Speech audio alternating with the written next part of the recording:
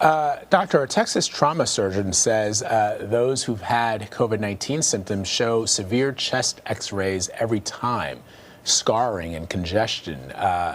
What is that?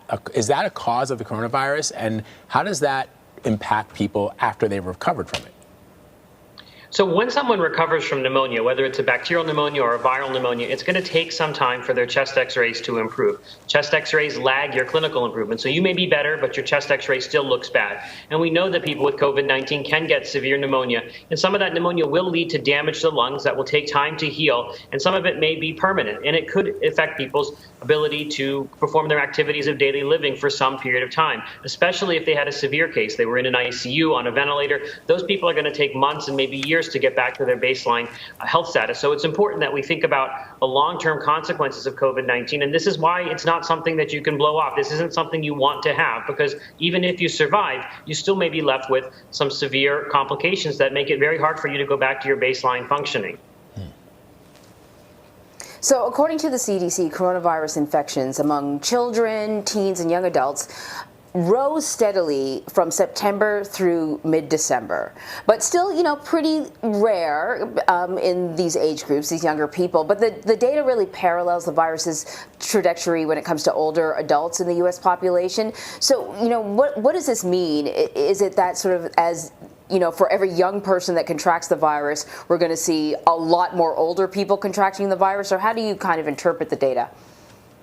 Well, in general, we find that younger people can be infected. They're less likely to have severe disease, less likely to need hospitalization, but they also tend to be more risk tolerant. So they're more likely to be exposed to the virus. And we've definitely seen that in high school students and college students, where there's been increases in cases. So I do think that what holds still from the very beginning is that younger people tend to do okay with this disease for the most part, whereas older people are much more likely to have severe disease.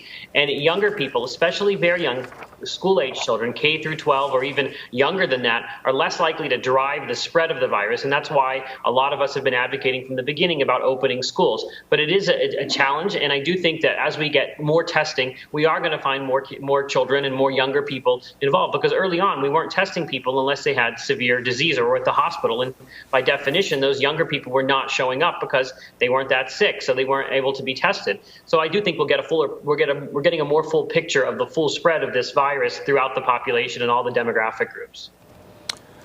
So, Doctor, as you know, the coronavirus ravaged the country last year, but cases of seasonal flu dropped drastically compared to the 2019 flu season. I've seen a lot of people on social media scratching their heads about this.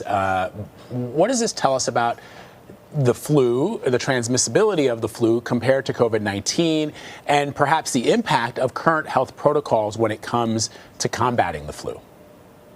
So the flu is not COVID-19, despite some people trying to think that they're very similar. The flu is not nearly as contagious as COVID-19 is. So even the kind of mediocre job we're doing with social distancing, masking, and hand washing, that was enough, coupled with the vaccine and coupled with some pre-existing immunity, to basically silence the flu this season. This shows you just how contagious COVID-19 is, how resilient it is, how it can really break through all of those barriers that influenza is unable to do. And that's why I think there was such an alarm over this virus, because we've got a population that has no immunity. Up until just a few weeks ago, we had no vaccines, and this can spread in a way that flu can't, because there's no immunity, no vaccines, nothing really to stop it. So that's why it was so important to emphasize the social distancing, and it will continue to be so important to emphasize those common sense measures. So there's a model developed by Emory University and Penn State University about COVID-19, and it suggests that, if COVID-19 continues to circulate in the general population and most people are exposed to it from childhood, it might just end up being added to the list of common colds. Can you explain that to us? Because right now it seems a little more dangerous than a common cold. So you have to remember that coronaviruses are a big family. This is the 7th human coronavirus we've discovered, and 4 of those coronaviruses cause about 25% of our common colds, and they are, in general, very mild.